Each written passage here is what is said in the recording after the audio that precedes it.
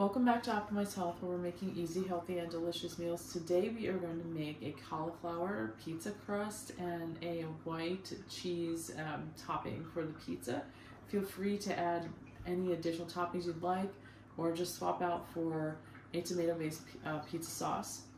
So I'm going to begin with making this crust. I've got about a third cup of cauliflower that's been riced, and for this recipe, since we're going to have some absorbing flour, I'm going to be using cauliflower that was frozen. So that can help if you're coming across a cauliflower that's frozen primarily, and it's hard to get fresh cauliflower. And it's also just easier if you find it already riced to use it like that and to store it for future use. So I'm just mixing them together quickly. I'm going to add some oregano,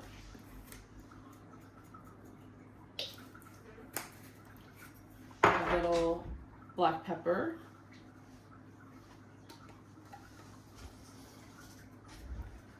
and some garlic powder,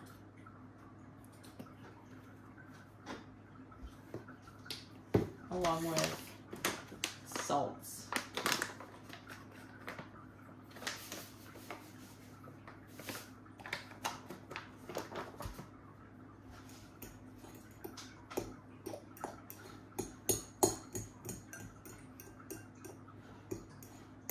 So my flour proprietary blend, I used about half a cup of proprietary blend and about 1/3 cup of cauliflower.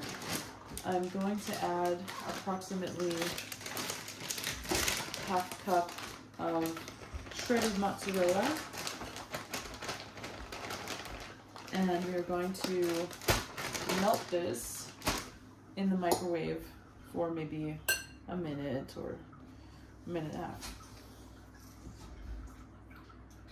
So you can also, instead of using the cauliflower, you could use zucchini if you've riced that down or chopped that. Zucchini is a little more forgiving and cooks down to be pretty soft, so it doesn't have to be really finely chopped if you don't have a device to do your chopping. Zucchini can be just easier to find sometimes, and it's another good low-carb veggie option. Cauliflower, I like it because it's a cruciferous and it does help with benefits that are like anti-cancer, some anti-aging benefits. Also for female hormonal health, it helps us to get rid of excess unnecessary estrogen. Estrogens kind of tend to continue to recycle in the body until we eliminate them through the usual routes of waste, whether that's through stool or through urine or sweating. So the cauliflower does help to, as a cruciferous vegetable, and these sulfur type of compounds that the cruciferous family has, it's going to help us to flush out excess waste, including excess estrogens, through those systems.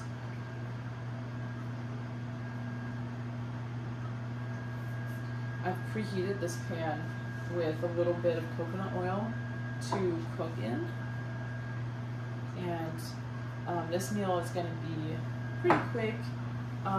We're trying to do meals that are about 5 minutes prep and under $5 per serving. This one is definitely under $5 per serving. It may take a little extra time. You can make this dough ahead of time for future use. You can freeze it or just keep it in the fridge for a few days, and that's helpful if you are wanting to make something kind of more fresh, but not wanting to do the prep when you're trying to make the final product.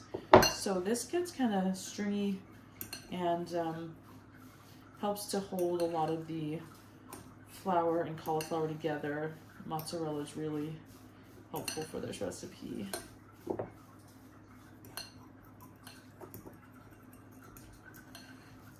And you can always season this a little bit differently. It's a pretty flexible or kind of multi-purpose recipe for things like flatbreads or other sort of savory bread dishes, like if you made stromboli, if you wanted to do some sort of like just a bread that could be baked this way as well. So this is really coming together nicely as it's cooling. It's really holding its shape as a dough. You could go ahead and just split it in 2 or 3 or whatever size pizzas you want. With this one, the more cheese you use, it can be a little easier to hold their shape, but I tend to try to make it a little more like a personal size pizza, unless you're cooking in the oven. In the oven, it's, you know, you can make whatever size you want. On the pan, stovetop, the flipping and like actually cooking it in one piece can be a little bit challenging because the cheese kind of, it remelts, and so the dough doesn't want to hold together, and you have to try to flip it with a spatula. But this is, you know, it's holding together really well. It's feeling and behaving a lot like traditional pizza dough, so that's great. I'm gonna go ahead and put it in, and it doesn't need a whole lot of time. I did not use egg in this recipe, which if you want it to hold together a little bit better, especially if you're doing stovetop and you're flipping with a spatula, alternatively you can wait for the dough, once it's cooked on one side, to cool down and then flip it or flip it into another pan kind of system. There's maybe some other tricks that we could try to use and see if that would help. But for the most part, it tastes really good, and that's number one. So if it stays in one piece, that's good. If not, it's okay. So I leave the lid off. I cook this in a little bit of coconut oil on about medium heat, and I watch for the edges to brown. I typically, once I flip it, it needs to be reshaped. It may not end up looking perfect.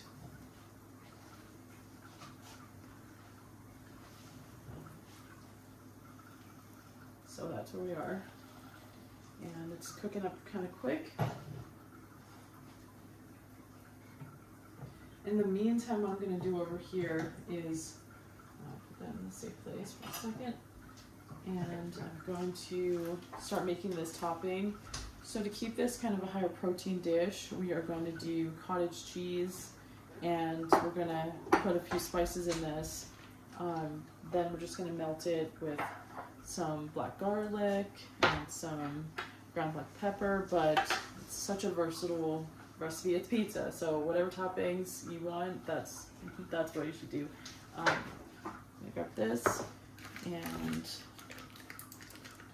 we're gonna let this kind of just melt on top after we flip it, but I'll get it ready with some spices and seasoning.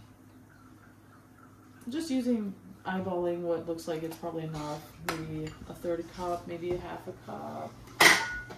Kind of want a thicker topping. I'm gonna add some garlic powder. Cottage cheese tends to be kind of salty, so it's gonna already have some nice salt. Add a little black pepper.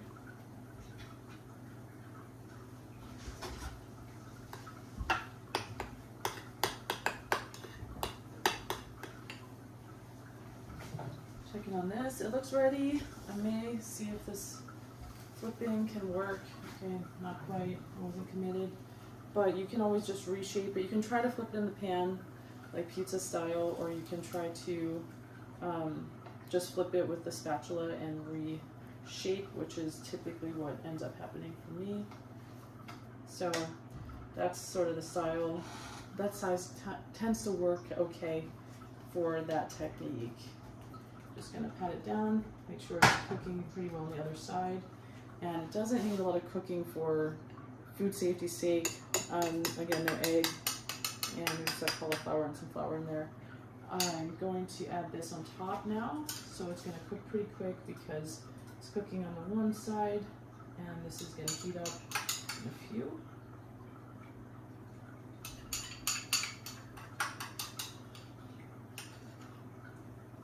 It might be nice to get some fresh basil leaves. That could be a good addition. Tomato or If you wanted like olives, meats, but I'm keeping it pretty basic and just kind of showing an easy white pizza that's, you know, higher protein and it's going to be lower carb. Can make this one, or I can put it in the fridge or freezer, and I can do a different topping potentially with that one. And before we pull this out, I'm gonna sprinkle a little bit of this black garlic on. I'm gonna let that come out. Adding the lid would speed it up a little bit. I like to make this sometimes with a tomato sauce, and I like to do sometimes like just olive oil, and then putting some spices on top of that. So there's like Middle Eastern spice za'atar, and it's sort of like a flatbread, and that can be really good. It's another quick and simple one. We have a visitor. Hi. My chef, co-chef over here. Thank you.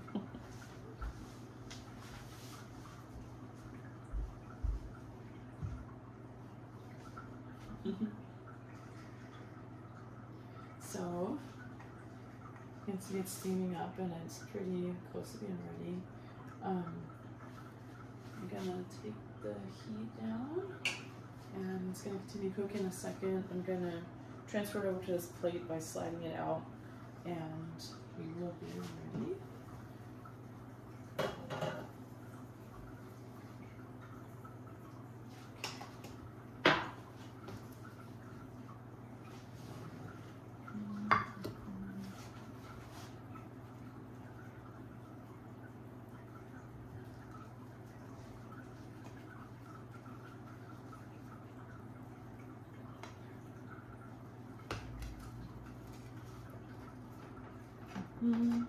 Okay, and as it cools, it's gonna kind of, the crust will firm up a little bit more, but as you can see, the edges are nicely lightly browned on both sides, and our topping is melted in. Really simple, really low carb, and super yummy. So I hope you try it out. Let me know what you think. And any comments or suggestions for other dishes, we would love to hear, and give it a try. Thank you.